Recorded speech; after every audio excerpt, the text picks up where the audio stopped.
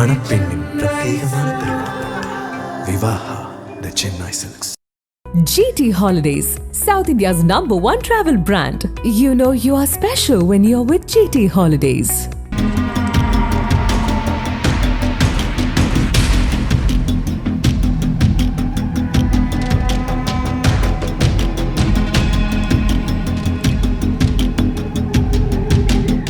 தூத்துக்குடி மாவட்டம் கோவில்பட்டி அடுத்துள்ள கூசாலிப்பட்டியை சேர்ந்தவர் முத்துராமலிங்கம். இவரது மனைவி 48 வயதான பாக்கியலட்சுமி ஆடு மேய்க்கும் தொழிலாளி. கடந்த 2018ஆம் ஆண்டு செப்டம்பர் 30ஆம் தேதி ஆடு மேய்க்க சென்ற அவர் இரவு வெகுநேரமாகியும் வீடு திரும்பாததால் அவரது குடும்பத்தினர் பல்வேறு இடங்களில் தேடினர். அப்போது இலுப்பையூரணி கிராம கண்மாய் பகுதியில் மர்மமான முறையில் பாக்கியலட்சுமி கொலை செய்யப்பட்டு பிறப்புறுப்பில் வெட்டு காயங்களுடன் நிர்வாணமாக கிடந்தார். தகவல் அறிந்த போலீசார் அவரது சடலத்தை கைப்பற்றி திருநெல்வேலி மருத்துவக் கல்லூரி மருத்துவமனைக்கு உடற்கூறாய்வுக்கு அனுப்பி வைத்தனர். இந்த கொலை சம்பவம் தொடர்பாக கோவில்பட்டி கிழக்கு காவல் நிலைய போலீசார் வழக்கு பதிந்து விசாரணை நடத்தினர்.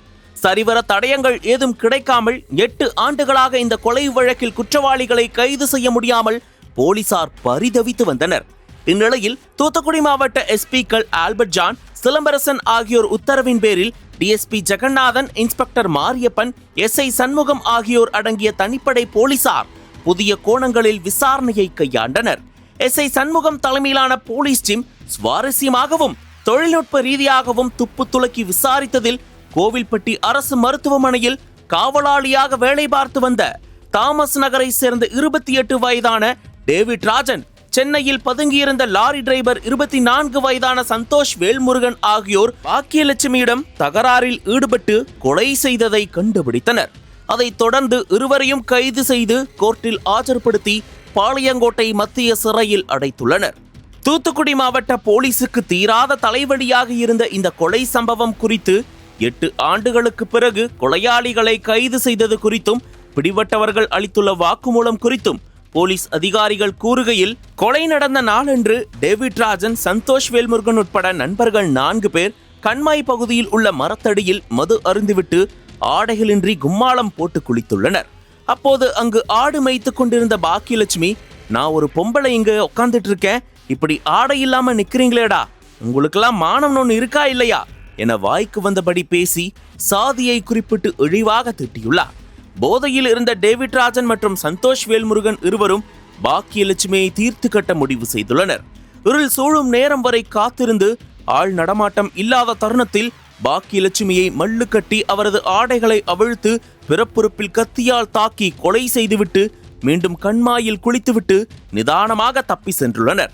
சம்பவம் நடைபெற்ற நாட்களில் விசாரணை நடத்திய போலீஸ் டீம் அப்போதே டேவிட் ராஜன் உள்ளிட்ட சிலரை கஸ்டடிக்குள் கொண்டு வந்து தங்கள் பாணியில் விசாரித்துள்ளனர்.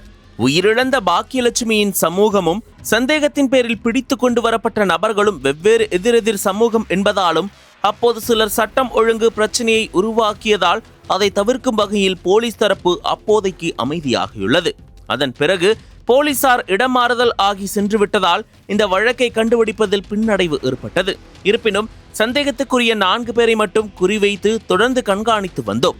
இதில் எஸ்ஐ சண்முகம் தலைமையிலான போலீஸ் டீமுக்கு இந்த கொடூர கொலை சம்பவம் நடைபெற்ற பிறகு சென்னையில் நிரந்தரமாக செட்டில் ஆகிவிட்ட லாரி டிரைவரான சந்தோஷ் வேல்முருகன் மீது சந்தேகம் வலுக்கவே அவரை கண்டுபிடித்து நட்பு வட்டத்துக்குள் கொண்டு வந்து 6 மாதமாக பழகி பல கட்டங்களாக அவரது வாக்குமூலத்தை சேகரித்ததில் பாக்கியலட்சுமியுடன் தகராறு ஏற்பட்டதை உறுதி செய்தனர். அந்த வாக்குமூல வீடியோவை சந்தோஷ் வேல்முருகனின் கூட்டாளி டேவிட் ராஜனிடம் பிட்டு பிட்டாக போட்டு காண்பித்த போது ஷாக்கான டேவிட் ராஜன் முழு உண்மையையும் பதட்டம் ஏதும் இல்லாமல் நிதானமாக சொல்லி இருவரும் சேர்ந்து கொலை செய்ததை ஒப்புக்கொண்டு விட்டனர் என தெரிவித்தனர்.